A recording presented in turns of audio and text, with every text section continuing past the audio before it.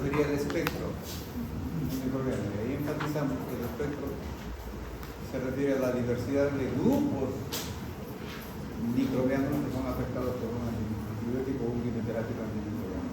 No bacterias, sino grupos de bacterias. Y los clasificamos a los antimicrobianos en antimicrobianos de espectro reducido y amplio espectro.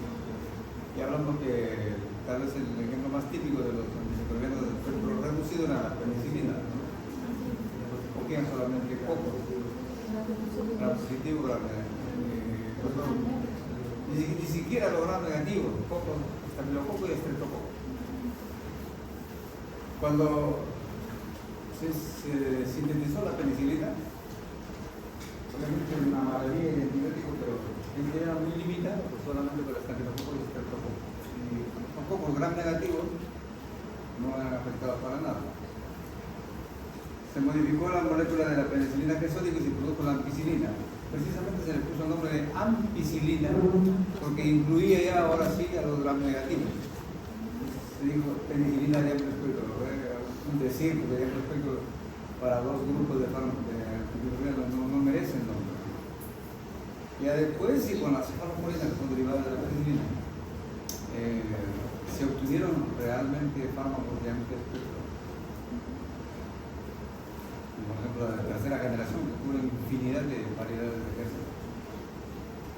Pero también enfatizamos que eso no significaba que por el hecho de ser de amplio espectro tenían una mayor actividad y eran más importantes que los de espectro reducido. No, muy pocas veces ningún antimicrobiano de amplio espectro ha llegado a veces ni siquiera a compararse con la acción de la penicilina menos original contra la gram positiva.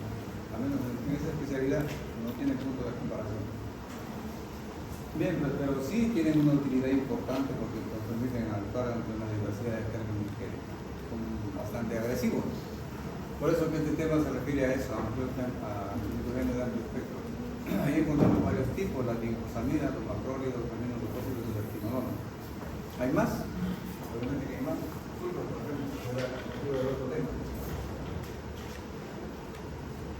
Bueno, en esta primera lámina estoy enfatizando, ahí debería de haber puesto lincosamidas, pero también se recibe el nombre de lincomicina. Lincosamidas es el término probablemente más apropiado que puedan ocurrir, pero no es tampoco impropio decir lincosaminas. Lincomicina, o también se le llama tioazúcar. Ahí solamente estoy destacando dos individualidades, la lincomicina y la clindamicina. Y verán ustedes que el argumento que estoy colocando ahí es casi una invalidación de este antimicrobiano. Pues dice, no hay razón válida para su factor. No es mejor que otros antibióticos como la penicilina o los macrólidos, y tiene alta probabilidad de producir un cuadro muy serio que se llama colitis pseudotuberculosa grave, que es mortal en la mayor parte de casos. Bien, pues les daré datos un poco históricos, ¿sí?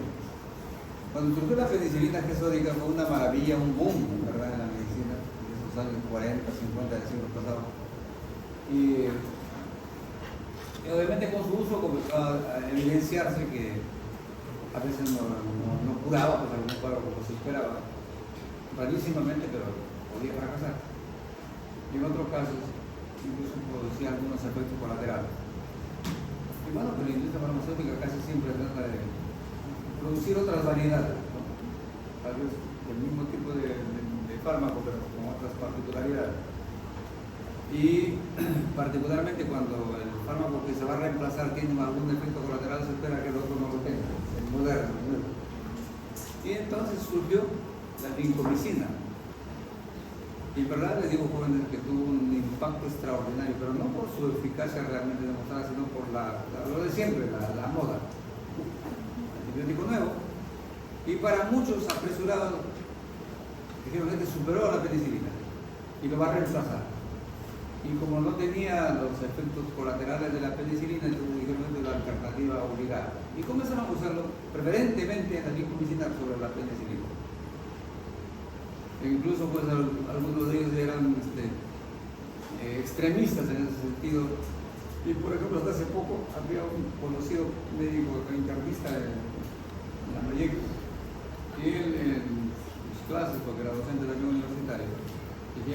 no había existido ni existirá un antibiótico mejor que la vincomicina. Y que en su experiencia personal, la petulancia encontraba excelente resultado.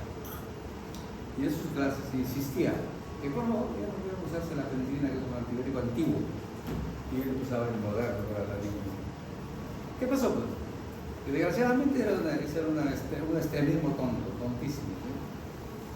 Porque en verdad, haciendo ya comparaciones serias, de ninguna manera era más eficaz, ni siquiera era igual en efectividad que la penicilina. Adviértale a esa señorita que está a tu lado, por favor, de que estamos en clase. Estamos en clase, hijita. Tú que me estás mirando, soy tú. ¿Qué haces con tu celular ahí? Tú, ¿sí? ¿Me confundo o qué? Si me confundo, te pido disculpas, ¿sí? Pero lo que quiero es que, porque por favor ya me irrita que todos los días tengo que estar pidiéndole que no se entretengan con ese apéndice que tienen muchos de ustedes. Por favor, háganme ese favor. Sé que estaba con el celular, cuando te veo así, era tu poder. Bien. Bueno, entonces, y al poco tiempo se comenzaron a evidenciar casos de la colitis pseudomembranosa. ¿Saben qué es la colitis pseudomembranosa? Es una enfermedad muy rara que no ocurre espontáneamente, realmente en la mayor parte de casos es reacción tóxica, donde, digamos en concreto, toda la mucosa digestiva, particularmente desde el ilion, duodeno ilion, intestino delgado, el resto y el intestino grueso, era prácticamente una costra, se llega a ser una costra, desaparece la mucosa por la reacción inflamatoria tóxica del medicamento, se convierte en una costra que ya no sirve, ya no tiene su función propia, mucosa que absorbe nutrientes, que absorbe agua, ¿sí? Y que secreta también nutrientes, mucosidad, y participa delicadísimamente en este equilibrio que es el hidroelectrolítico y la nutrición.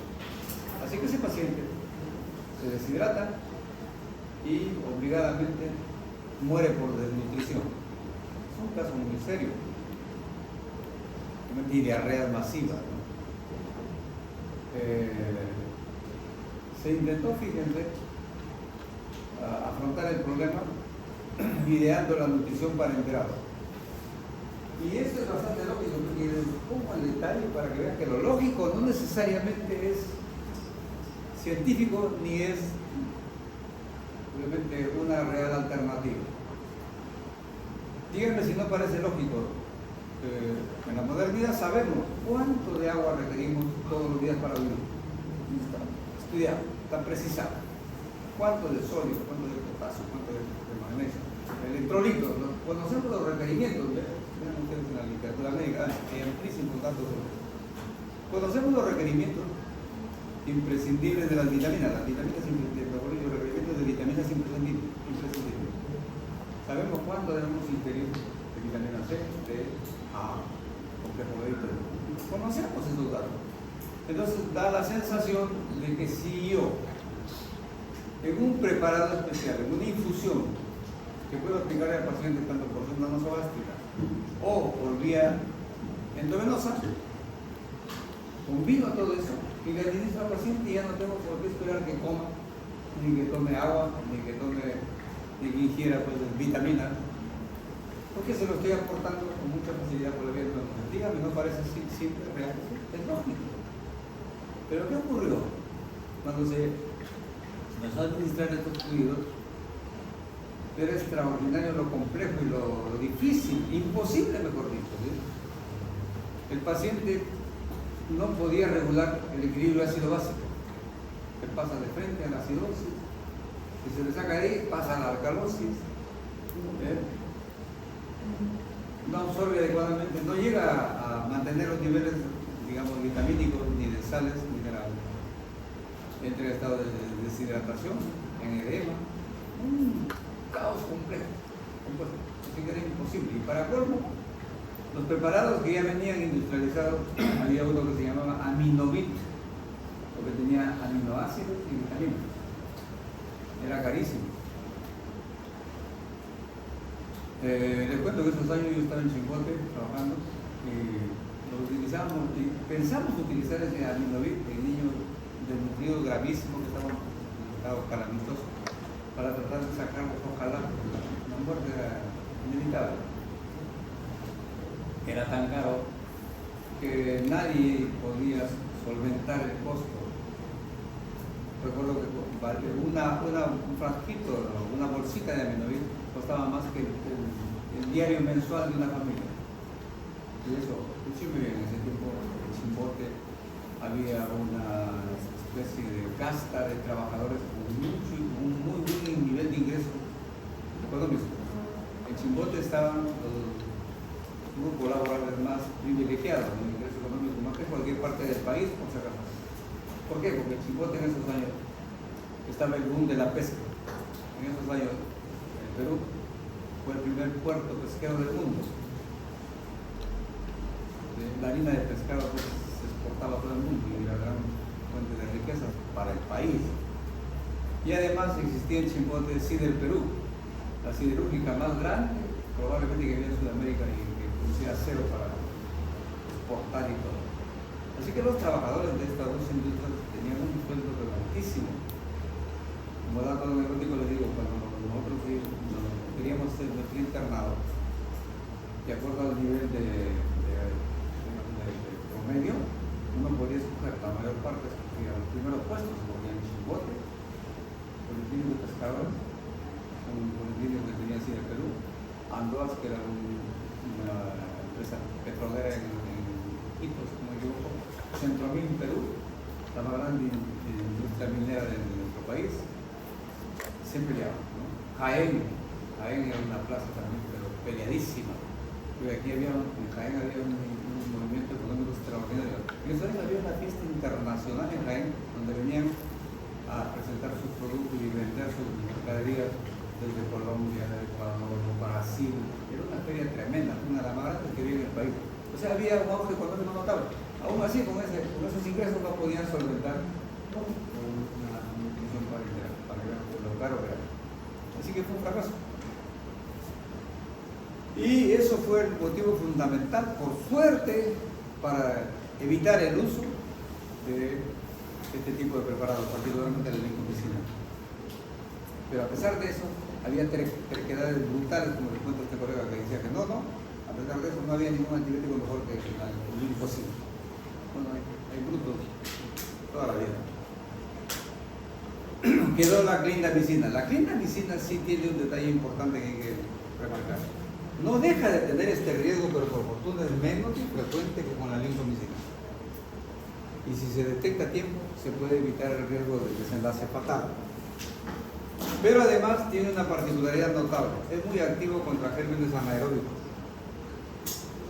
Creo que ya se remarcaron en alguna oportunidad. Estos gérmenes anaeróbicos son potencialmente mortales, cuando producen una infección especialmente moderada o severa. Y no hay así nomás antibiótico que pueda afectarlo. Solamente tenemos en nuestro arsenal, digamos, local, me parece que es en el mundo, 3 antibióticos que podemos usar en una infección anaeróbica. La clindamicina que está aquí, la clindamicina, el metronidazol, que ya lo vamos a referir en la clase posterior, y el cloranfenicol. 3 nomás tenemos para combatir la infección. Así que hay que tener muchísimo cuidado con este tipo de preparados. Recuerden por si acaso que las infecciones anaeróbicas no dejan de ser muy raras. Depende del lugar donde ocurra una infección. Por ejemplo, en la clase anterior que hay ciertas particularidades como la localización de la infección para decirnos qué antibiótico debemos usar. Por ejemplo, un absceso bucal, que es frecuente en las terapias o en los casos que ven los odontólogos. Una buena cariada llega a convertir en un absceso y ese absceso probablemente tiene anaeróbicos y puede ser potencialmente fatal. Por eso ahí se trata muy agresivamente la infección bucal. Por lo mismo también las infecciones producidas por mordedura humana. Hay gente que pelean y se muerden. Y eso puede desencadenar infecciones muy serias. Por eso cuando ustedes tengan en su experiencia un caso de herida por mordedura humana, por favor, si hay una infección ahí, traten de usar de frente este tipo de antibióticos que van a combatir a los anaerobios. O también en otra área, que ya les he comentado también creo, el área ginecológica de la mujer, tiene también mucha proclividad de infectarse por anaerobios. Por eso es que los abortos sépticos que ocurren por manipulaciones a veces de estos procedimientos miserables que hay, pueden dar lugar a una infección gravísima que en la mayor parte de casos es mortal por el aborto séptico, mortal en la mayor parte de casos. Entonces ahí es donde todavía tiene cabida la clindamicina. También en algunas infecciones severas que hay de piel y tejidos blandos, abscesos por ejemplo, para osteomielitis, una infección del tejido óseo, que es muy rebelde de Samaris parasita de inmediato por anaerobios, hay que usar la referencia de la clindamicina. Bueno, el otro grupo importante que tenemos de estos antimicrobianos de amplio espectro son los macrólidos, que obviamente sí merecen el nombre de antibióticos, que ya les precisé en la clase pasada qué significa el antimicrobiano, que al menos originalmente se obtuvo a partir de un microorganismo vivo, como la penicilina, pues de un hongo. Y acá ocurre lo mismo. El hongo del cual se extrae los macrólidos se llama Streptomyces erythraeus. O sea, es un hongo, punto de partida.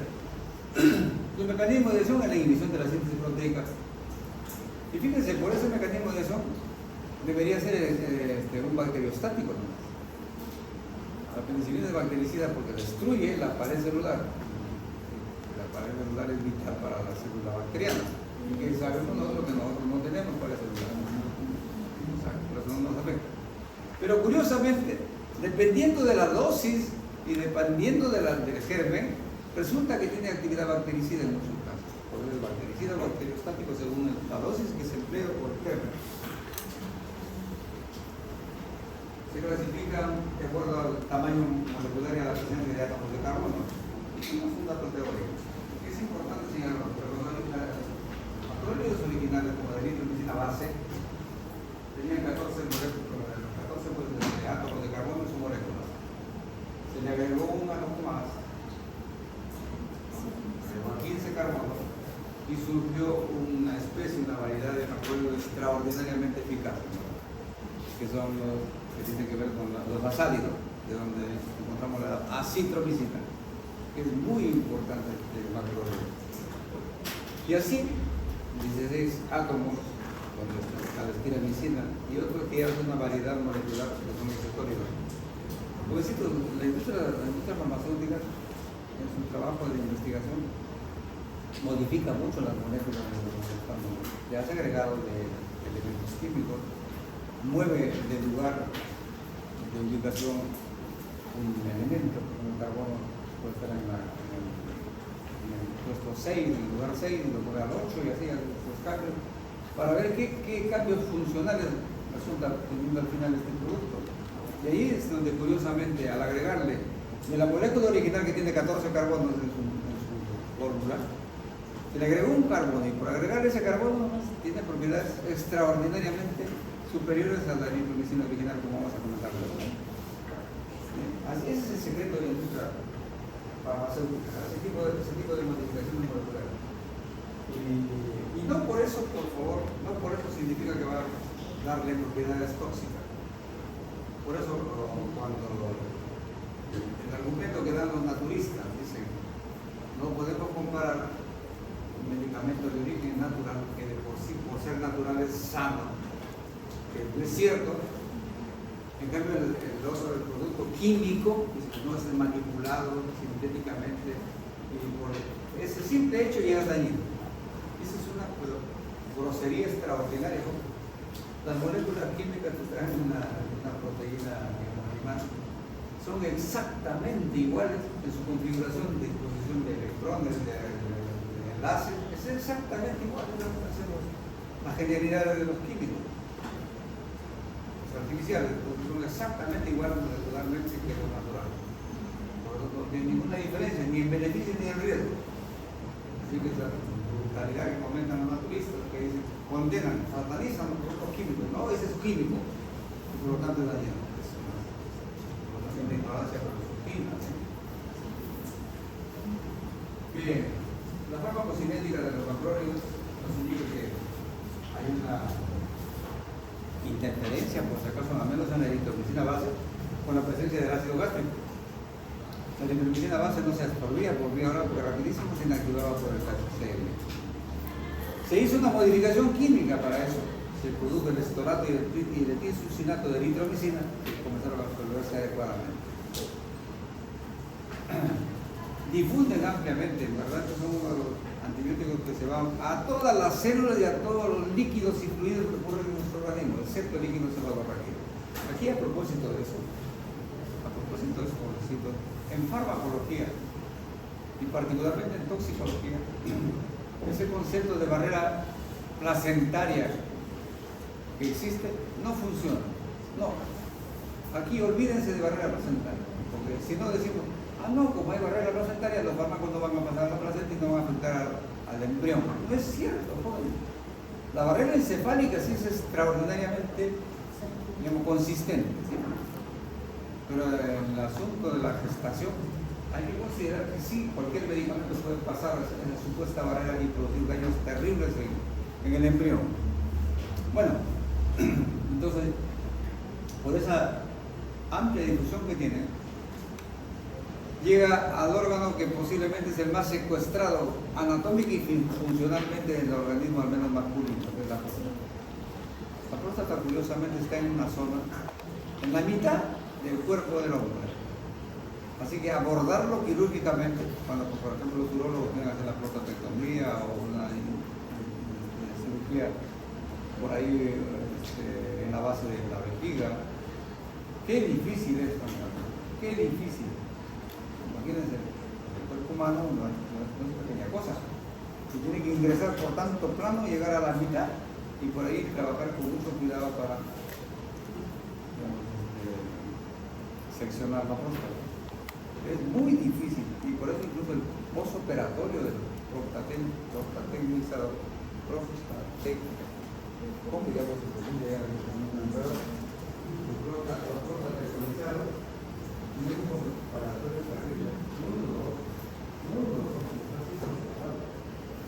Y no solamente están secuestrados anatómicamente, sino también funcionalmente. Difícil, casi imposible que cualquier fármaco ingrese a la piel. Y los antibióticos, en la mayor parte de casos, no llegan. Y eso es importante que lo sepan, porque uno puede decir, bueno, yo sé que en esta infección de próstata está presente un germen tal, por decirlo a lo mejor la clamidia, o si quieren, pues el gonococo incluso puede estar ahí.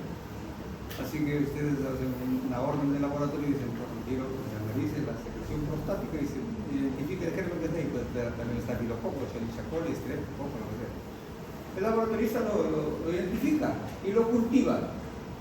No, ahí lo cultiva, dice, ya ahí lee el germen que está produciendo esta prostatita. Así que por lo tanto comienza a probar discos de sensibilidad de antibióticos para ver cuál le afecta a este microbio y cuál no.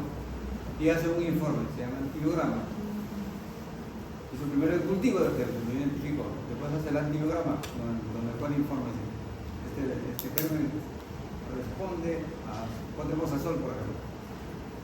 Pero a la tetraciclina no, a la gentamicina tampoco, a la ciprofloxacina tampoco, pero tal vez a la ceftriaxona sí. Entonces informa, para que uno tome una decisión de, bueno, tendría que escoger los que el informe me dice que tiene sensibilidad o tiene actividad contra el microbio y puedo dar con seguridad el tratamiento curativo.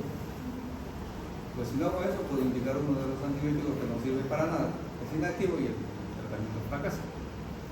Entonces, ustedes, por favor, en casos de este tipo, tienen que estar muy seguros de que a pesar de que el laboratorio no dice que sí responde tal o cual antibiótico, tiene que hacerse una siguiente pregunta. Pero este antibiótico que el laboratorio me está diciendo que puede usar, ¿realmente llegará con efectividad a este lugar? Ahí viene el problema. Porque por ejemplo, la mayor parte no ingresan a la próstata. Sería un fracaso usar esos antibióticos. Pero si saben ustedes que por ahí está, por ejemplo, la citromicina, sí lo uso porque no solamente es activo demostrado, sino que penetra la próstata con mucha facilidad. Eso, por favor, ténganlo en cuenta, jóvenes. Nunca analicen un análisis de laboratorio así muy superficialmente. Tienen que crear el razonamiento clínico para usarlo. Bueno, los macrólidos interactúan mediante citocromo P450 con una variedad de otros fármacos. Por fortuna la citromicina no. Así que pueden usarlo con libertad con cualquier otra asociación de quimioterapia.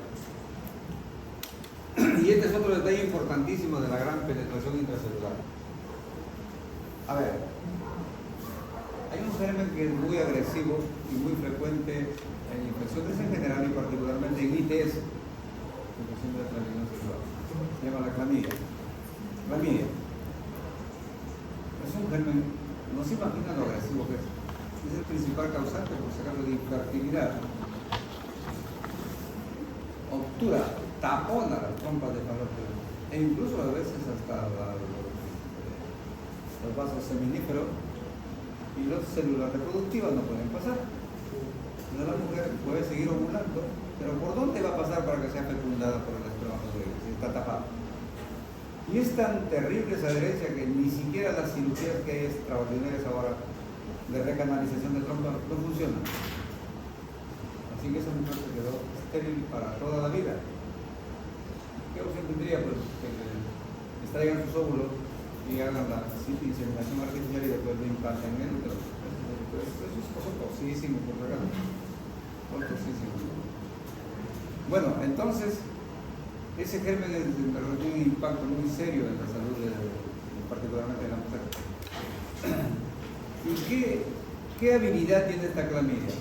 Es uno de los gérmenes que se protege muchísimo, extraordinariamente, de la acción de los fármacos. ¿Cómo? Se mete dentro de la célula. Y como los fármacos no necesariamente ingresan a la célula del paciente, estoy hablando, están más a nivel plasmático, combatiendo todo el virus que están sueltos por ahí. Pero en estos casos no, porque la clamidia se introduce dentro de la célula y ahí es indemne al antibiótico. Y curiosamente todavía se mete en las células que participan en la respuesta inflamatoria, macrófagos y polimorfos nucleares. Fíjense lo que es de inteligente la bacteria. O sea, su lugar al que va a ir a hacer daño es la próstata. Y se meten los polimorfos nucleares y los macrófagos, porque estos van a ir como respuesta inflamatoria al sitio donde está la infección, va a la próstata. O sea, el germen está aprovechando la propia defensa para ir y hacer más daño. ¿No les parece que en verdad la inteligencia no es propia del ser humano? Y parece que las bacterias a veces son más inteligentes que el ser humano. Y nos mantienen en un constante conflicto. ¿Por qué se vuelven resistentes? Porque elaboran procedimientos complejísimos para defenderse de los microbios. Por ejemplo, los beta-lactámicos, que son muy potentes. ¿Qué han hecho las bacterias en los años que comenzaron a usar estos beta-lactámicos? Han identificado que estos antibióticos tienen un anillo estructural que se llama anillo beta-lactámico, y al cual pueden acceder con facilidad, y saben que eso lo rompen el anillo. Rompen realmente así, destrozan la conexión de los carbonos. Se inactiva el antimicrobiano, fracasa, ya no actúa, y por eso son resistentes. Pero como nosotros también somos algo inteligentes, ¿qué hacemos? Comenzamos a producir sustancias por ahí que ojalá inactiven o destruyan esas enzimas. Y allí hemos producido el famoso caso particular del ácido carbolánico. El ácido carbolánico, ¿qué hace? Destruye a las beta-lactamasas de la bacteria para que otra vez la amoxicilina recupere su actividad. En esa lucha permanente se da la vida en verdad de los gérmenes contra la industria farmacéutica. Es una lucha eterna y parece que al final se postula que las bacterias van a ganar. Siempre lo han hecho. Bueno, entonces los macrólidos, particularmente la citromicina, llega a penetrar dentro de esa célula donde está viajando la maldita clamidia, se mete también el macrólido y ahí lo coge. y lo destruye, por fortuna. Entonces, esa penetración intracelular es altísima, miren, llega a tener unas concentraciones 100 veces superiores a la plasmática. O sea, en el plasma hay un microgramo de acetilcolina, dentro del polímero fotográfico hay 100 microgramos, 100 veces superior a la concentración plasmática. Es una maravilla este tipo de antibióticos, hasta que no se pierda. Toxicidad. Son raros. Lo que más molesta son este problema de la epigastralgia. Muchos pacientes, no es demasiado, pero sí hay bastante pacientes que cuando uno le da la acitromicina prefieren un espasmo epigástrico. A veces es muy serio, no lo soportan. Un cólico, que técnicamente le llamamos clamp, C-L-A-M-P, clamp. Brutal, a veces tiene que recibir terapia analgésica potente, antiespasmódica. Y también produce pues, irritación gástrica, hiperacidez, ¿no? Y nosotros podemos sentirnos tentados a usar ahí antiácidos. Por si acaso, si usamos antiácidos, disminuimos la biodisponibilidad de los macrólidos. No deberíamos usar, deberíamos usar solamente antiespasmódicos, como es por ejemplo la iosina, la atropina, si quieren ustedes. Pero nunca usar antiácidos porque, repito, el antiácido va a disminuir la biodisponibilidad de los macrólidos. Uso. Este es otro detalle. Actúan sobre los gérmenes llamados atípicos. Los gérmenes que comúnmente nos enferman son los típicos, streptococcus, estafilococcus, por ejemplo, Escherichia coli, salmonelas. Pero hay gérmenes que están a veces viviendo con nosotros y de repente, por ciertas condiciones, nos producen una infección. Esos son los gérmenes atípicos, como el famoso Mycoplasma pneumoniae. Lo tenemos la mayor parte, pero particularmente en la tercera edad, donde hay una serie de factores ya de deterioro funcional, se vuelven patógenos y produce bronconeumonía, bronquitis, neumonía muy agresivas, ¿no? Fíjense, de haber estado tranquilo ahí, nunca nos produjo molestia, se convierte en patógeno y provoca cuadros serios de infección. Y no tiene así nomás antibióticos que puedan erradicar. Por fortuna los macrólidos son muy activos. Entonces, el Mycoplasma pneumoniae, por ejemplo. Entonces, miren cómo debemos razonar nosotros. Yo tengo un paciente con neumonía, a lo mejor ambulatoria, que en su casa hizo la neumonía, no hospitalaria, sino otra cosa. Entonces digo, aquí debe estar el estafilococo, ¿no es cierto? La Klebsiella, a lo mejor. Y sabemos qué antibiótico lo puede usar. Es la ciclosporina, como una aminoglucosa. Pero si ya vemos que es un viejito que a lo mejor tiene procesos respiratorios crónicos, ahí más probablemente está ocurriendo un atípico, como el Mycoplasma. Entonces ahí debemos cambiar en nuestra, digamos, preferencia. Ya no usamos los antibióticos que he mencionado, sino macrólidos. Y acertamos. Luego, es excelente para la clamidia, pero fíjense ustedes, deben saber que realmente contra la clamidia el antibiótico más activo son las tetraciclinas. Pero las tetraciclinas no se pueden usar en el embarazo, son dañinas para la gestación. En las tetraciclinas ya no se usa, en el embarazo ya no se usa las tetraciclinas y se tiene que preferir ahí los macrólidos, que no son dañinos en el embarazo. Por eso, como dice acá, la clamidiasis, la primera elección en un paciente común sería la tetraciclina. Pero si ese paciente a lo mejor tiene resistencia o está gestando, es una mujer, se prefiere dar los macrólidos. ¿Estamos?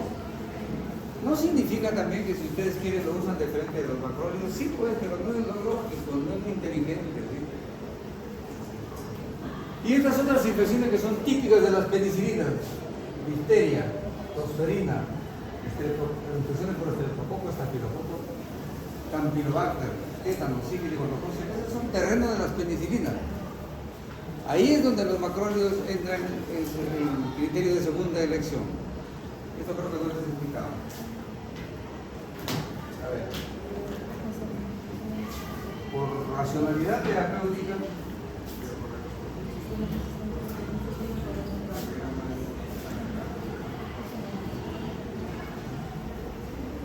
criterio de racionalidad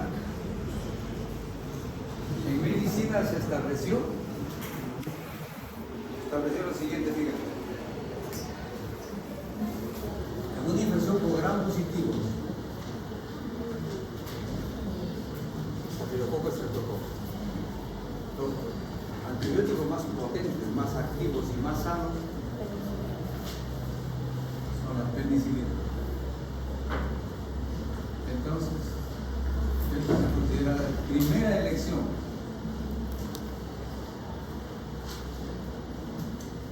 Si las penicilinas no demuestran su eficacia, no están dando buenos resultados, o producen toxicidad, que puede ocurrir, se pasa a un segundo nivel. No porque sean mejores, sino porque son una opción. Aquí están los macrólidos.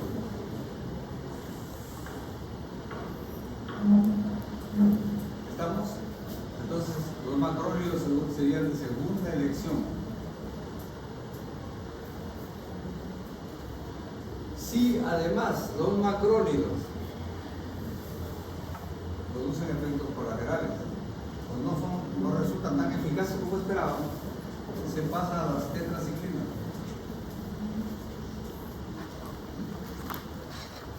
Sería la tercera elección. Esto es el criterio de racionalidad, de uso de la inteligencia. ¿Estamos? Ese era el patrón del uso de antimicrobianos rígidamente cumplido por los médicos antiguos. Ahora eso se ha mandado al diablo, porque la torpeza predomina. No, ¿qué cosa puede usar este mejor? Aseguro mi tratamiento usando una cefalosporina o una quinolona. Y esa maldita perversión es lo que ha llevado a los problemas de resistencia tan severos que hay ahora. Y ahora, jóvenes, ya les he dicho, hay casos en los cuales ya no hay aparentemente antibióticos en el cual confiar por el desperdicio que se han hecho. Junto con esto se estableció otro concepto, el concepto de antibiótico de reserva. No sé si les he mencionado.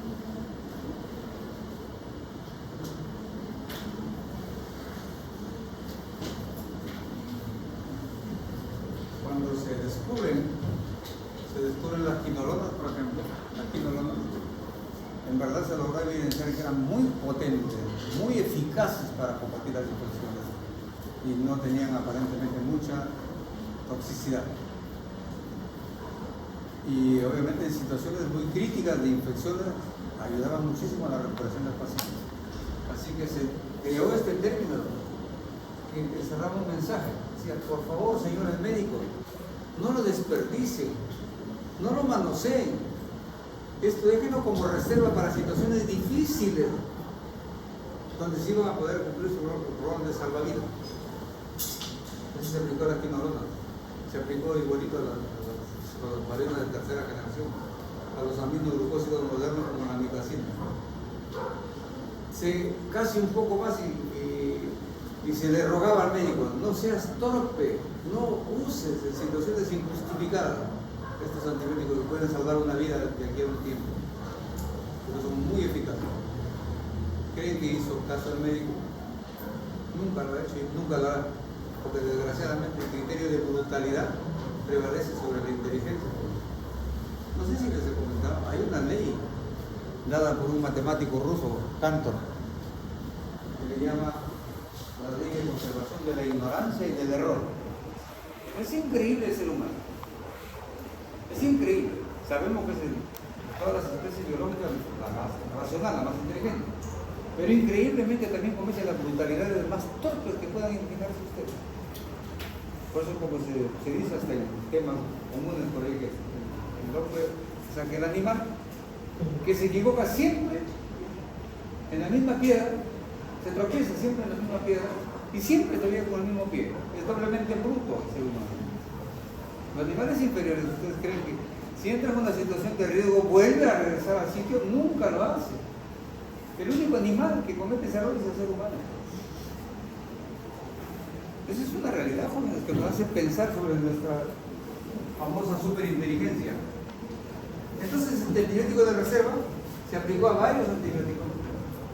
Y cuando hablo de quinolona me voy a relatar un historial de esto. ¿Sí? ¿Cómo quisiera, jovencitos, que ustedes sean parte de la generación que va a revertir esa torpeza? Porque eso es una esperanza, tal vez, casi como esperar un milagro. Pero, ¿por qué no? ¿Por qué no? Esto lo tomamos en cuenta como un catecismo. No debo usar esto porque, me acuerdo una vez cuando estábamos en Huaraz, un colega mío de mi compañero de formación, también estábamos por ahí, estábamos, digamos, en una reunión chupística, le decíamos en el tema. Y comenzamos a discutir de esto, y había un interno que llegó por ahí de la Villarreal, y comenzamos a discutir. Incluso se armó una pelea, porque egresado de la Villarreal no aceptaba eso. No, decía, yo no tengo por qué guiarme por este tipo de disposiciones, mi criterio para mí es el más importante. Y uno de mis compañeros se enojó, que lo agarró a golpe. A veces merece. Francamente que sí. Bueno, entonces, estas infecciones que decíamos eran en principio preferibles para usar penicilina, tiene como segunda elección siempre los macrólidos.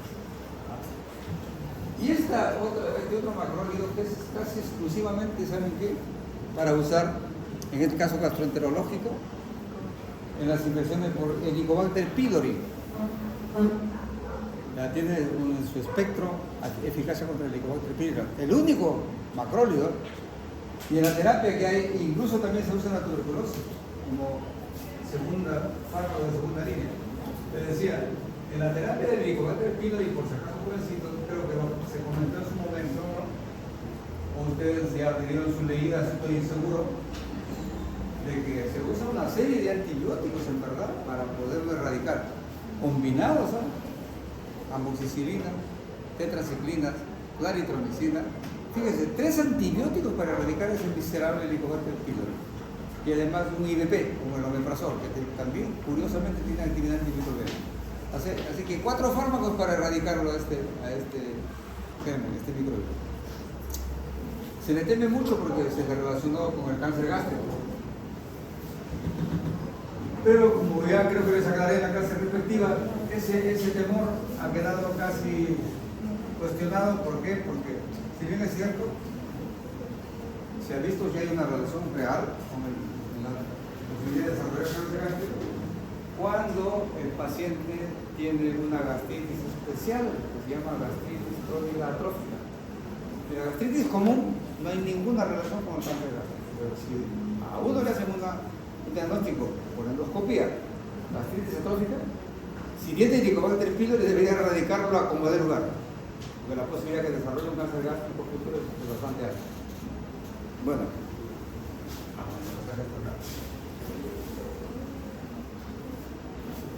Bien.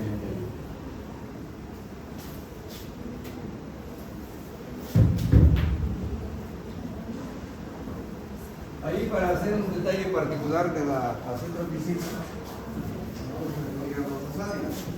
es el grupo al que pertenece la acitromicina. Como hemos dicho, un volumen de distribución bastante alto, llega a todos los tejidos, a todos los fluidos orgánicos. La vida media de eliminación es más larga, mucho más larga que cualquier otro antimicrobiano. Permite administrarlo a este fármaco una sola vez al día. Y es tan eficaz para erradicar las infecciones como en 3 días de tratamiento suficiente. Este es el antimicrobiano que rompió con el esquema de los 7 días de tratamiento que le damos a todas las infecciones. Le damos este antibiótico amoxicilina, por ejemplo, una cápsula cada manzana por 7 días. 7 días, 7 días. Nosotros promocionemos una investigación por ahí para ver si es que había un fundamento científico de por qué damos los medicamentos en general por 7 días. ¿Se han dado cuenta de eso? Entonces, 7 días, 7 días. Curiosamente, no hay ningún fundamento científico sistematizado que diga que sí es necesario dar 7 días. ¿Por qué no dar 5? ¿Por qué no dar 10? Nadie responde. ¿Qué resulta? Que ahí es donde se patente el asunto de la cabalística. El número 7 es cabalístico, pues. 7 días de la semana, 7 cosas de la política, los 7 pecados capitales. Nosotros dicen las 7 mujeres que le toca a cada uno. Fíjense, esa es la razón de por qué usamos 7 días de antibioticoterapia. En cambio, tiró al suelo este concepto y con una dosis diaria por 3 días suficiente para curar totalmente una infección común susceptible a citomicina. Y más aún todavía, si esa infección se trata de una clamidiasis por primo infección, suficiente una monodosis, 1 gramo diario y elimina 100% la clamidia en hombres y varones.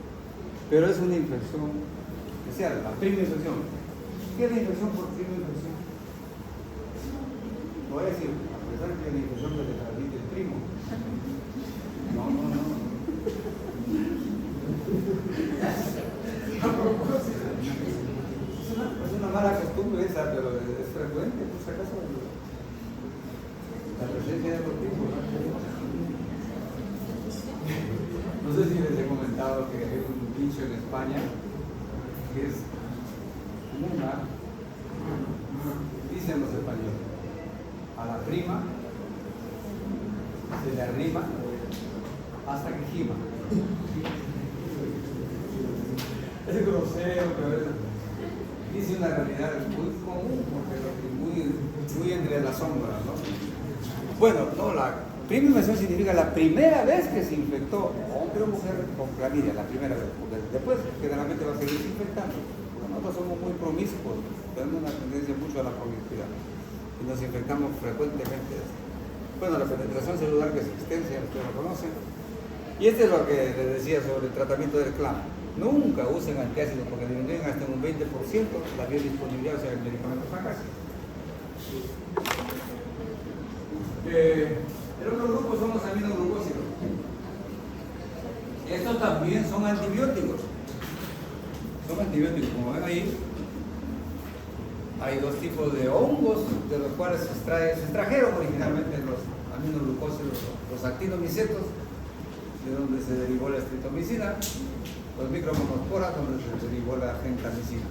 Y ahí hay un pequeñito cuadrito de los más importantes aminoglucósidos de acuerdo a su año de descubrimiento. En los años 40 y tantos, la streptomicina. Esta streptomicina fue una fármaco muy empleado en la tuberculosis.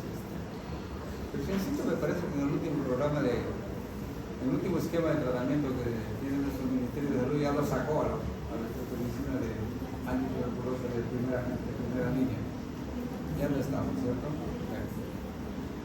Obviamente la medicina, la esclerosis, la mentol, la viracilina, etc. Bueno, más o menos 10 años después surgió la gentamicina, otro extraordinario aminoglucósido. Y en los años 60 se dio una revolución extraordinaria con la síntesis de la gentamicina, por eso lo he subrayado ahí. En los 70, la amicacina. Bueno, ¿qué ocurrió con la gentamicina? Eso nos interesa remarcarlo. Estoy empujando mi carrito. Mi carrito no te da problemas, que ayuda. Yo me sentía más feliz utilizando la pared. Pero bueno, pues la modernidad exige. ¿Qué pasó con la gentamicina, jóvenes? La infección urinaria siempre ha sido un flagelo en la salud, generalmente de la mujer. y merece conversarse. Y sigue siendo un flagelo. La mayor parte de infecciones urinarias se dan en mujeres. ¿Y por qué creen?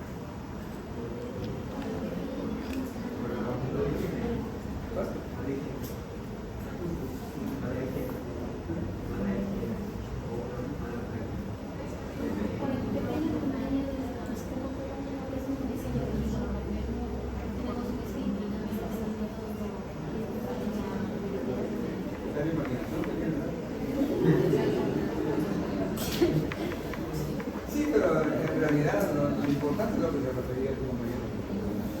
¿Saben, jovencito, por favor, quiero que me escuchen bien? Les juro que es, por favor, en vez de algo que necesitan ustedes explicarlo bien. Todo empieza con un pésimo concepto de la higiene. Porque tenemos una anatomía que no la vamos a poder cambiar. Obviamente la dieta de parón es más larga y es difícil de que pueda sobrevivir usted ahí. La tiempo para que la inmunología lo elimine, pero la mujer es cortísimo, rapidísimo, asciende a los riñones. Entonces, infecciones muchas veces hasta severas, ¿no es cierto? La mujer tiene una protección natural, lo que llamamos el ecosistema vulvovaginal, que es una maravilla. Eso es lo que quiero remarcar. Deben darse por bendecidas ustedes, la mujer que tiene una maravilla, que les previene una serie de infecciones gravísimas que podrían tener en el área geniturinaria. Eso se llama el ecosistema vulvovaginal. Está compuesto por dos elementos, la flora y por el famoso pH.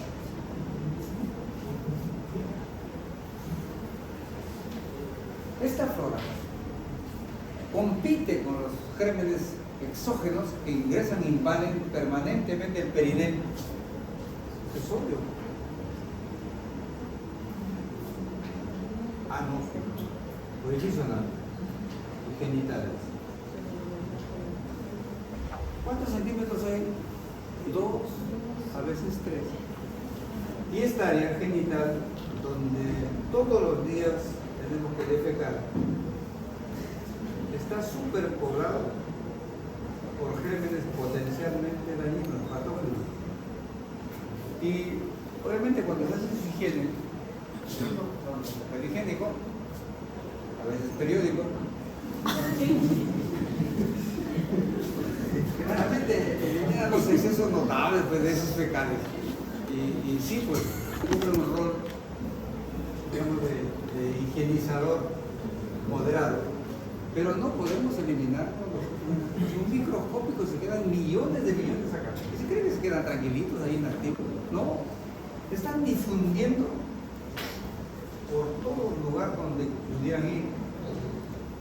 Obviamente ingresan los genitales. Esto es algo inevitable, Dios, inevitable. Y si no tuviera mecanismos de defensa que tiene que ver con esto, todos los días una mujer ni existiría, se moriría inmediato, porque rapidísimo se complicaría con infecciones severísimas. Pero este componentes extraordinarios, observen que están ahí, apenas ven o perciben que están invadiendo los gérmenes patógenos de acá, inmediatamente compiten con ellos y los destruyen, lo eliminan. Aquí incluso tienen un hongo que se llama Candida albicans, que está ahí, por Dios, está cumpliendo un rol defensivo. Y tanto, incluso el ginecólogo, considera que cuando se llama disbacteriosis, por la cual este germen, este hongo prolifera más de la cuenta y comienza a dar síntomas, dar molestias, dicen, ITS, picazón intensa, descensos como leche cortada, inflamación notable, dispareunia, y llegan a la estupidez de decirle a la mujer: tienes una infección por Candida albicans, así que vas a usar esto, y para mayor seguridad le das a tu pareja esto. ¿Qué mensaje le están dando cuando dicen le das a tu pareja este medicamento para que también se trate? El mensaje que les están dando ahí, esa es una ITS transmitida sexualmente y que probablemente te lo transmitió tu pareja o tus parejas, como es común también. Y eso genera gravísimos problemas de pareja joven. Yo les digo que esto es una cuestión groserísima, porque tengo experiencia suficiente. Yo toda mi vida prácticamente la he pasado teniendo problemas de salud sexual y reproductiva en el padre, planificación familiar. No me reclamo especialista, pero sí conocedor de este problema. Esa es una de las brutalidades más grandes que hacen todos los médicos en la maternidad. Hongos, cándida albicans, infección, no es infección, se llama disbacteriosis, se rompió el equilibrio, porque ese hongo estaba ahí siempre. Una vez que se rompe la acidez, fatal incluso para la flora vaginal. ¿Cómo se rompe la acidez? Ahí viene otro problema.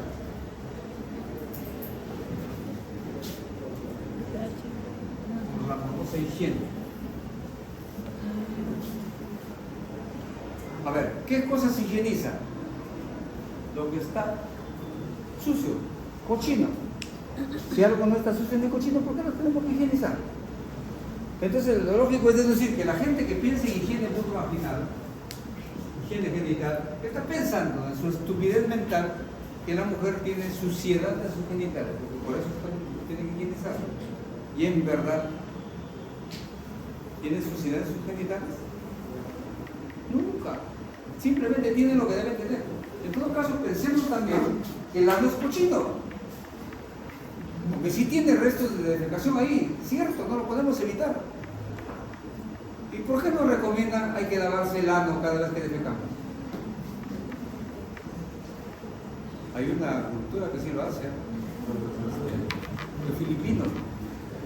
Cuando van a hacer su defecación llevan un lavatorio de agua para lavarse la zona rectal.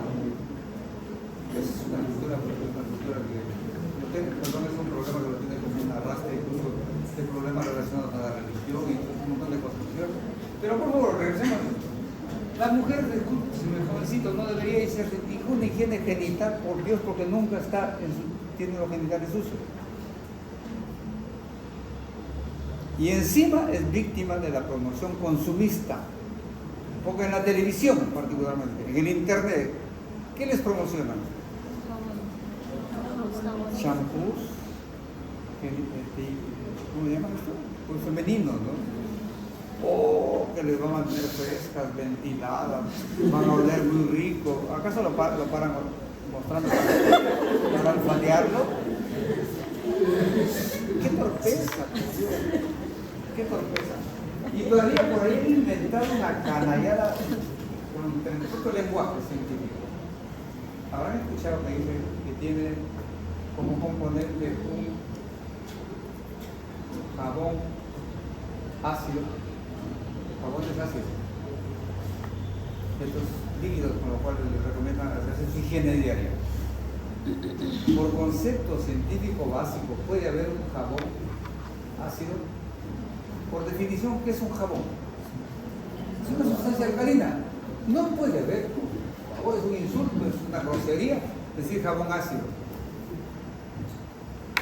No, por favor. Entonces, ahí está el problema del consumismo. La mujer, qué fácil de convencer para que use tonterías y medias. Por si acaso está demostrado en muchos estudios de que una mujer que tiene sus propios ingresos laborales, ¿saben cuánto gasta en su presupuesto por cosméticos y productos higiénicos? Hasta el 40% de sus ingresos mensuales lo gasta en esas tonterías. ¿Por qué no mejor colabora con el esposo y le da sus cajas de sacar cada 15 días? Ahí gasten. Como estaba leyendo por ahí un mensaje que no sé si lo han visto ustedes por el Día del Padre. Salían unos carteles de unas groserías más feas. Pero por si acaso ya no queremos boxer, no queremos pañuelitos, corbatas, camisas feas. Queremos que nos den un regalo que merecemos. Y por favor que sea con su plato, no con la nuestra.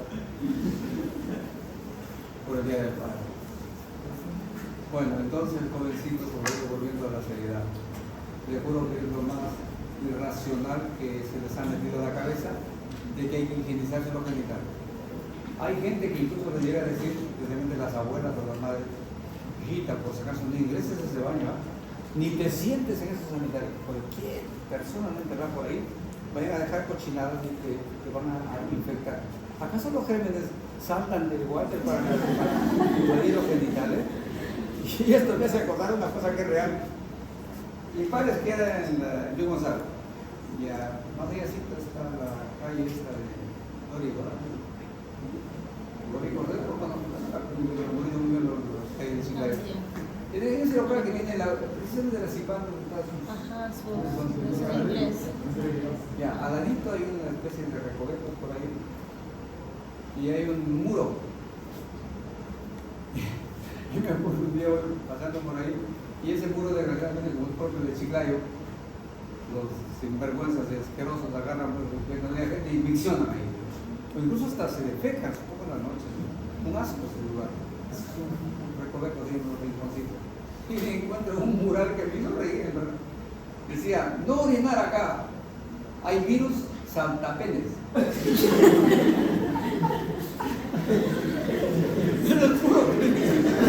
Yo me maté de risa. Estoy riéndome con mi maldita sea, ahora hay saltapenes, así que traigo un cuidado para que no vengan a saltar hacia arriba. Estas barbaridades existen en la mente humana. Bueno, pero jovencitos, miren, incluso para que vean ustedes las situaciones particulares que hay sobre esto. A ver, miren, imagínense que aquí tenemos dos láminas de vidrio.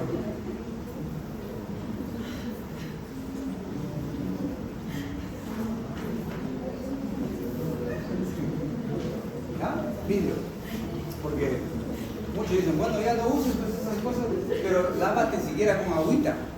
Y les dicen, no sé si alguna vez le habrán recomendado a sus mamás, sus tías, sus abuelas, hijita, échate agüita, no. Si te olvides de echarte agüita después de ir al baño. Aparentemente sí. No sería riesgoso. Ustedes creen que no es riesgoso, les voy a demostrar lo contrario. Tienen dos láminas de vidrio. Están secas, completamente secas.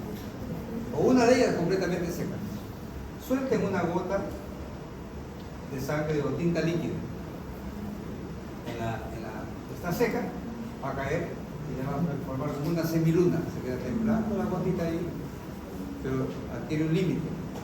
¿Cierto o no? Ya, muy bien. ¿Qué pasaría si esa superficie está mojada?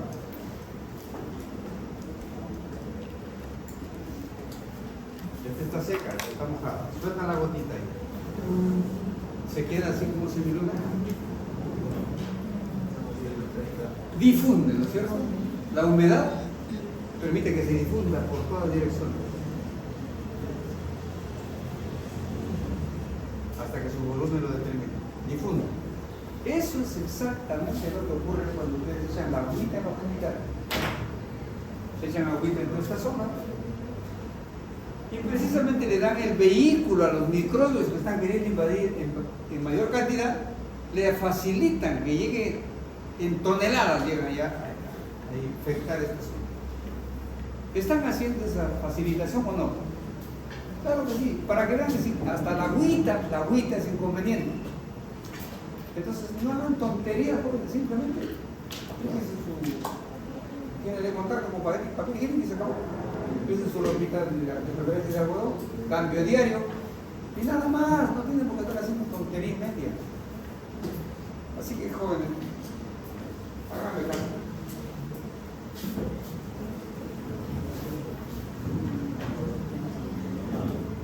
De ahí deducirán que gran cantidad de recomendaciones de salud simplemente son mitos tontos e ignorantes, ¿sí?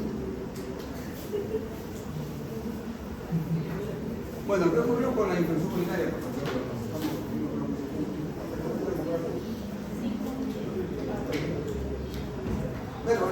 Miren. Las infecciones urinarias entonces siempre han sido un martirio para las mujeres particularmente, incluso desde niñas, ¿eh?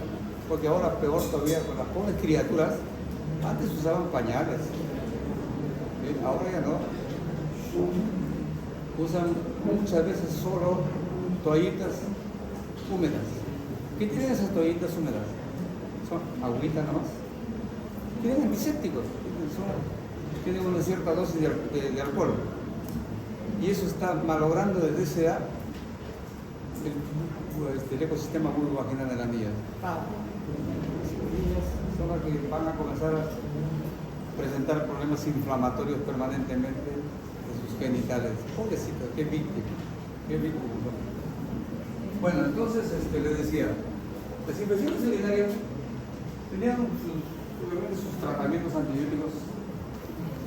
Por ejemplo, el ácido naridíxico fue una maravilla usada hace mucho tiempo. La ampicilina se usó muchísimo, la sulfa. Bueno, pero surgieron los aminoglucósidos, dentro de ellos la gentamicina. Antibiótico muy activo, muy potente, poderoso para combatir las infecciones urinarias. Fue una maravilla en verdad. Se puso en moda en los años 60, me acuerdo. Era un boom la gentamicina. Pero la gentamicina por vida media exigía administrarlo cada 8 horas. Y solamente se usaba por vía intramuscular. Por vía endovenosa también es activo, pero tiene un riesgo de usarlo por ahí, de producir efectos neurológicos. Bien, por vía oral no se absorben. Entonces teníamos una paciente con infección urinaria. Comenzamos a usar gentamicina. Un día, 3 veces al día. ¿Por cuánto tiempo? 7 o 10 días. Por vía intramuscular.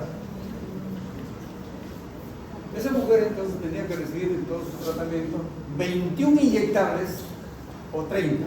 Depende si le indicaban 7 y 10 días. ¿Está bien? Entonces, 21 o 30 dosis. Y como nuestra país de las maravillas de nuestro país, especialmente el personal que aplica los inyectables, técnicos de enfermería o enfermeras, ¿qué se le viene a la cabeza cuando le dicen aplica el intramuscular? Simplemente ve un par de nalgas. No ve otra cosa. Y todas las días martiriza las nalgas de esa pobre paciente, mujer u hombre. Es una barbaridad. Podemos emplear la vía intramuscular en cualquier músculo grande. No tiene por qué ser solamente las nalgas. Pero bueno, ya se hizo hábito. Entonces, no había persona que pueda soportar las 21 o 30 inyecciones en todo su tiempo de tratamiento. No, pues tal vez aguantaba 1 o 2 días y después comenzaban a correrse o ya no iban a inyectarlo, se colocaban 1 vez al día o 2 nomás. ¿Estamos? Eso es lo natural, inevitable. Entonces, cuando se evidenció eso, la preocupación de parte del médico era de, porque esta paciente no va a evolucionar bien. Si necesita para curarse 21 inyectables o 30, pero está colocando 1 vez al día o 2 veces al día, el tratamiento va a fallar. Y cuando hicieron las investigaciones del caso, encontraron que de ninguna manera había fallado el tratamiento. Que más bien, curiosamente y contraproducentemente, estas mujeres las cuales tenían este tratamiento tan irregular, mejoraban mejor o igual que las que cumplían los 7 días o los 10 días, 3 inyectables diarios. Era paradójico. ¿Cómo es posible que en lugar de empeorar, de no evolucionar bien, mejoraban igual o mejor? Había grupos de comparación. ¿Por qué? Porque hay personas que tenían una infección tan tóxica se internaban, porque ahí se podían escapar de los inyectables 3 al día, 7 días y dentro de 10 días, no. 7 días ahí soportándolos y ellos sí lo cumplían. Y se comparaba pues cómo evolucionaban estas pacientes con las que estaban en el tratamiento ambulatorio. El tratamiento ambulatorio respondían mejor o igual. Y dijeron, ¿qué demonios pasa acá? ¿Por qué se están usándolo tan irregularmente? La gente medicina están curándose igual o mejor que el estilo público. ¿Y qué se encontró? Allí es donde surgió el famoso concepto que ya les citaba en la clase anterior, que se llama efecto antibiótico.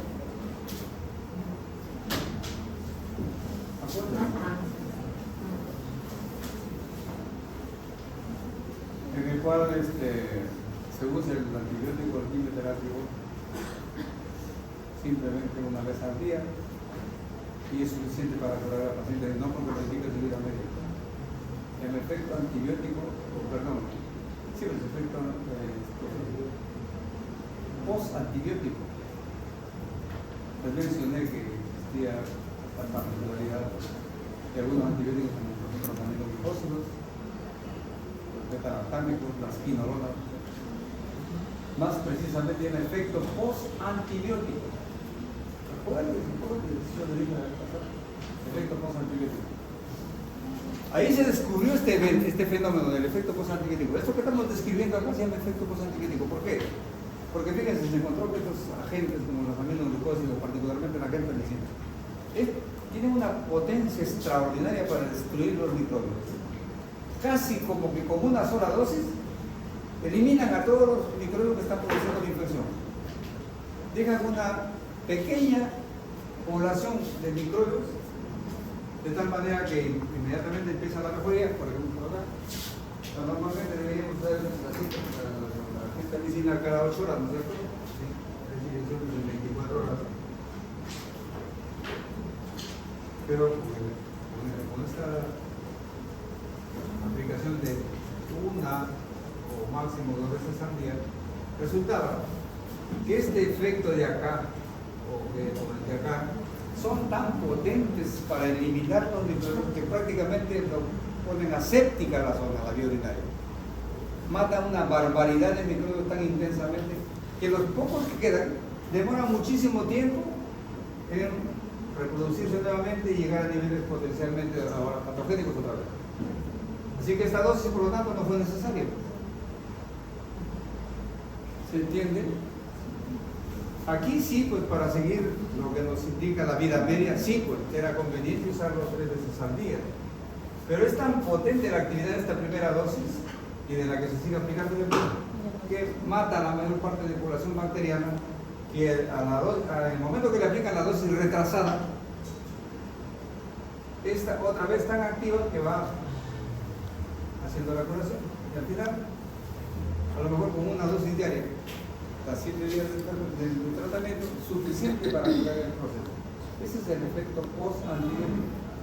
Por fortuna, por desgracia no es para todos los antibióticos, solamente son los aminoglucósidos, algunas quinolonas, también algunos beta-lactámicos, pero no más, el resto sí tiene que aplicarse por vida media. Esa es la novedad que particularmente se descubrió con la gentamicina y que no solamente la ocurre con la gentamicina, sino con todos los aminoglucósidos. ¿Se captó la idea, los jovencitos? ¿Sí? Es potentísima la actividad antimicrobiana que permite, repito, que su recuperación sea tan lenta que lo coge la dosis retrasada.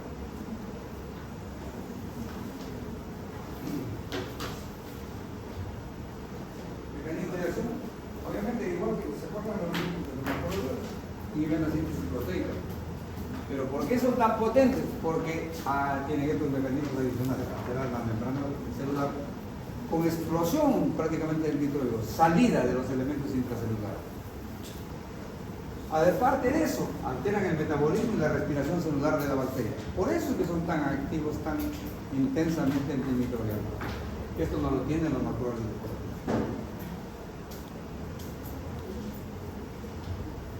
Esa es una clasificación bastante informativa. Así que la organización. Esta es otra clasificación según el espectro, según la generación primera, segunda, tercera generación.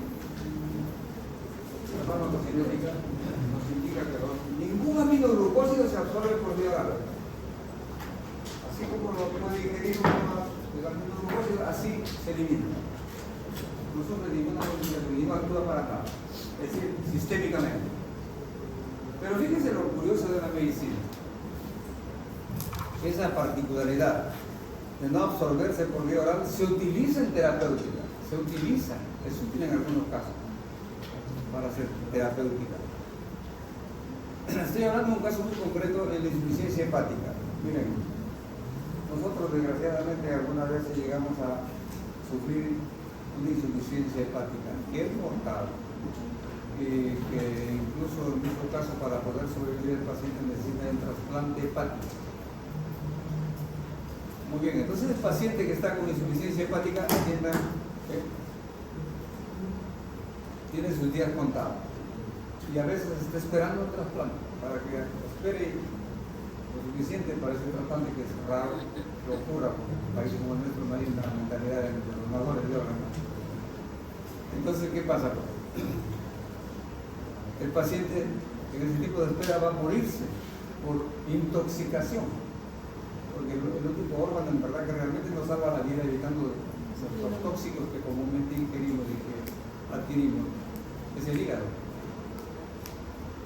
Y la toxicidad más fatal ocurre en la síntesis de amoníaco, porque nosotros somos animales proteicos y nuestra alimentación es también fundamentalmente proteínas, carnes y derivados. Así que tenemos mucho metabolismo proteico y el metabolismo proteico produce amoníaco. Producimos cantidades industriales de amoníaco que tienen un olor especial, por eso es que las deposiciones huelen muy feo, porque tiene un alto contenido de amoníaco. Y el único órgano que realmente nos permite sobrevivir eliminando el amoníaco es el hígado. ¿Y quién cree que sintetiza el amoníaco en nuestro organismo? ¿Qué agente?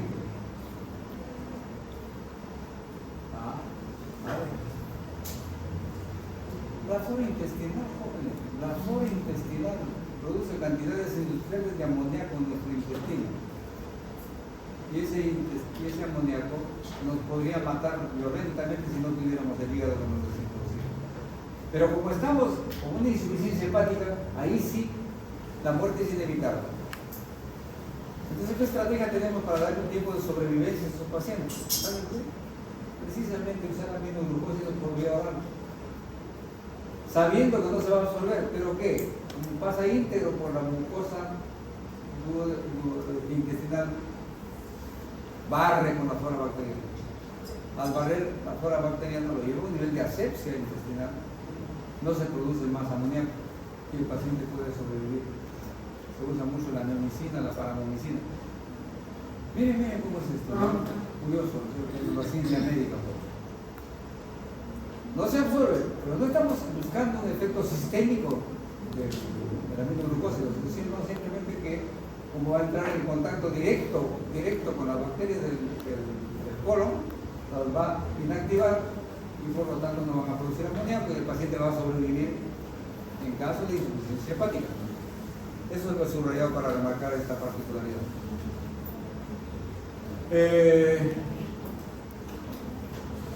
La concentración también que logran los aminoglucósidos en la vía urinaria es también 25 a 100 veces superior a la plasmática. Por eso que son ideales para las infusiones urinarias. Se concentran notablemente, ahí es casi un privilegio la vía urinaria para que se concentren los aminoglucósidos.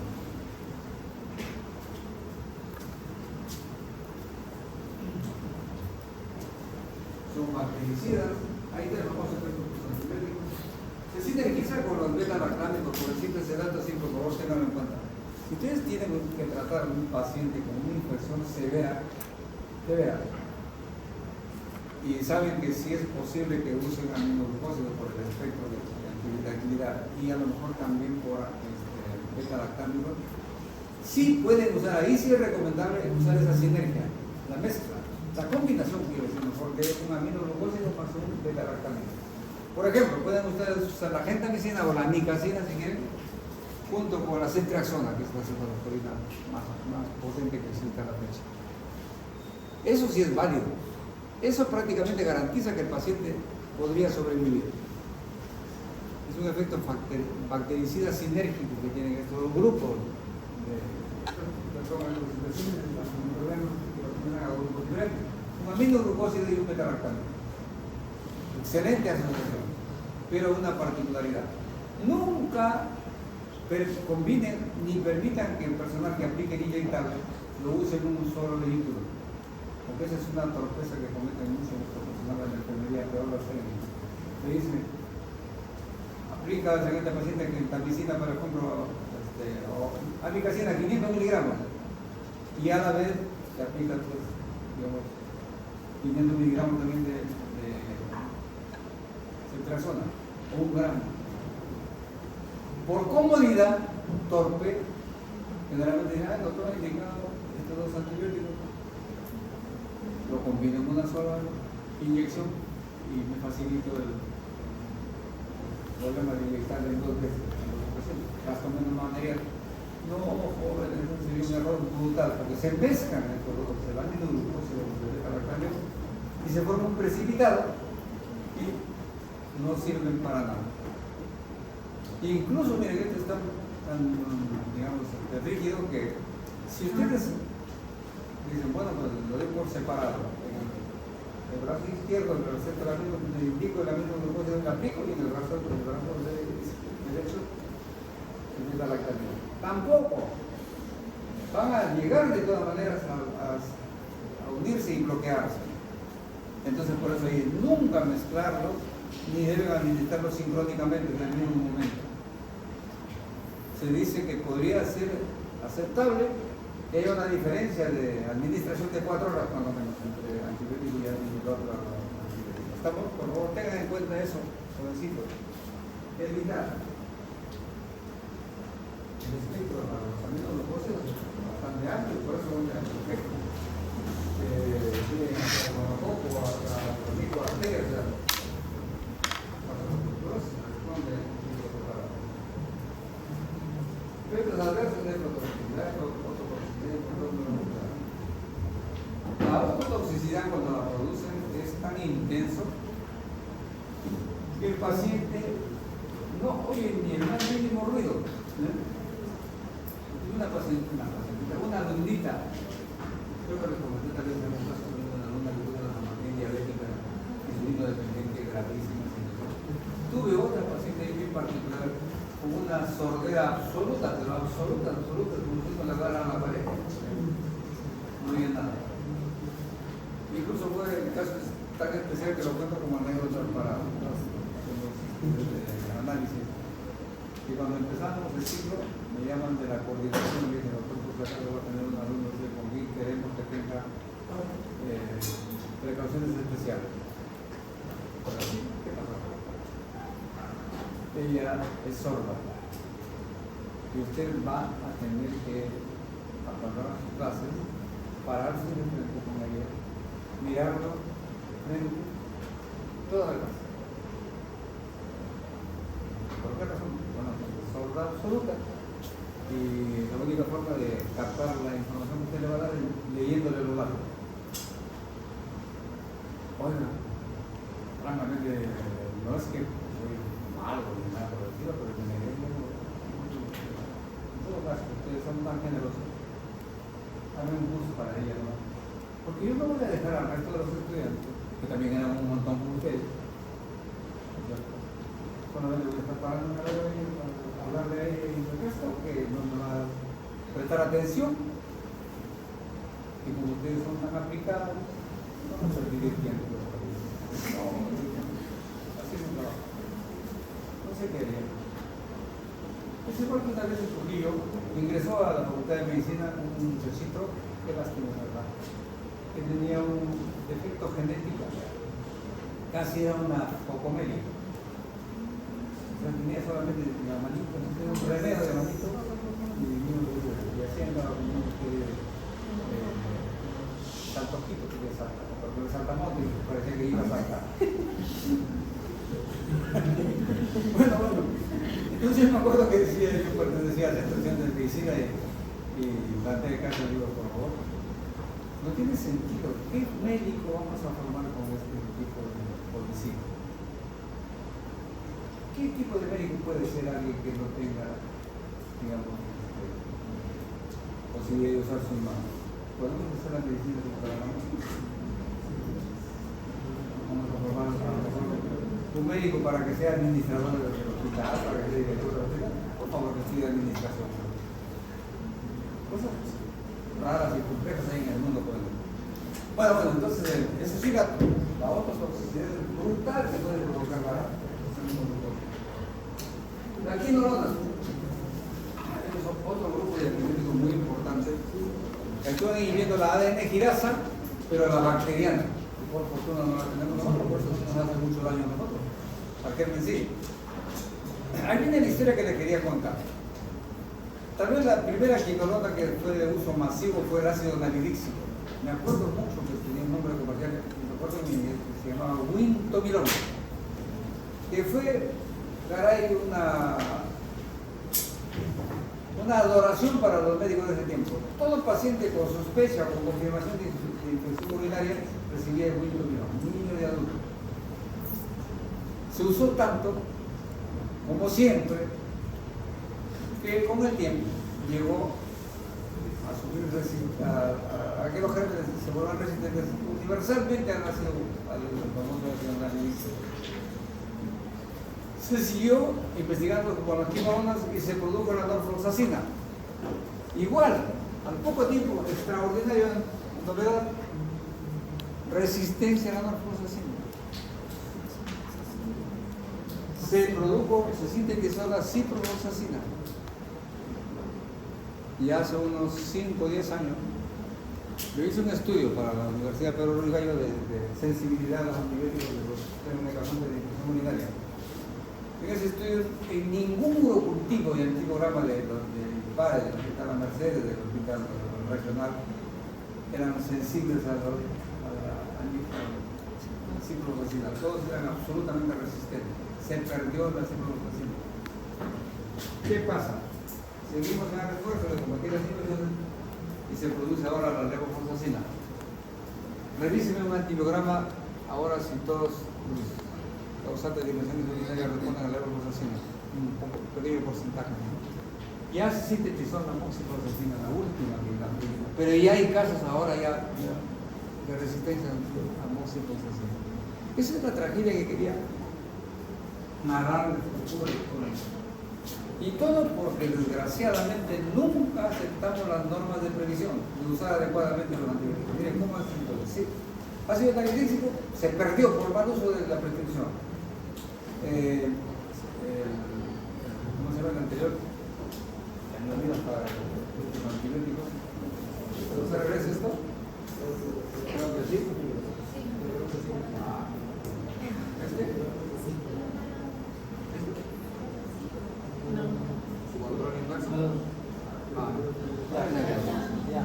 No, ese es el que sigue. ¿Ah? ¿Ahora sí funciona esto?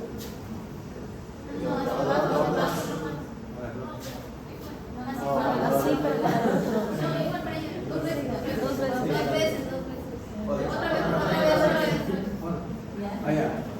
el famoso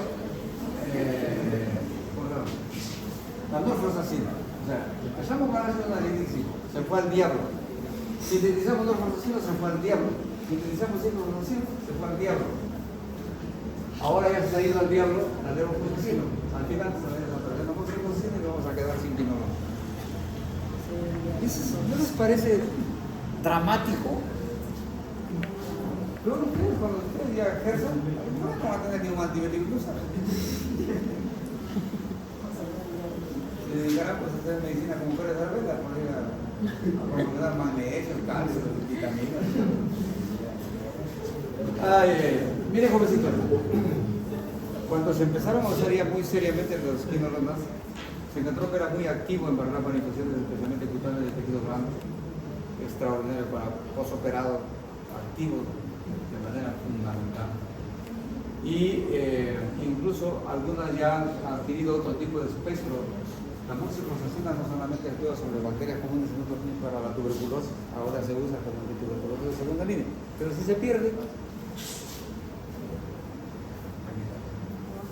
¿Y qué se recomendó en ese tiempo?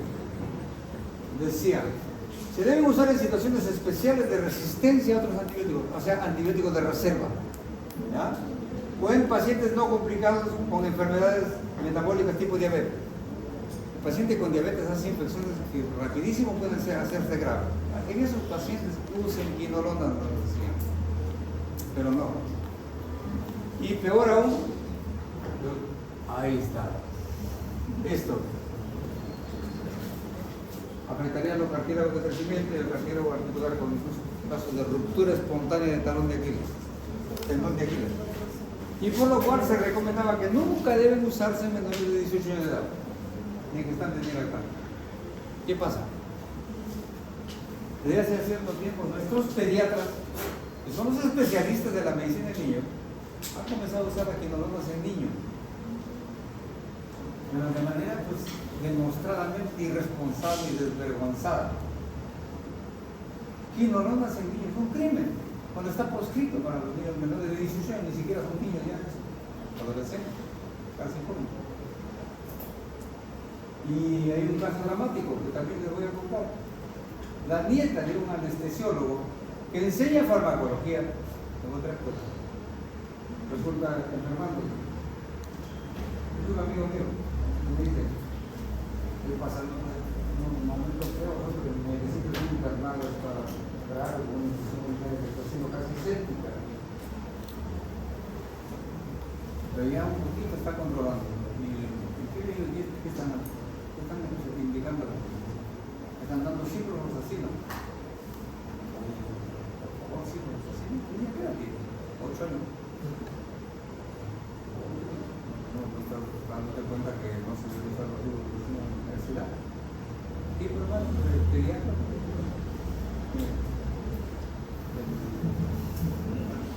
Lo endeble el razonamiento. Si a mi nieta le indica ciprofloxacina, la agarro a patadas.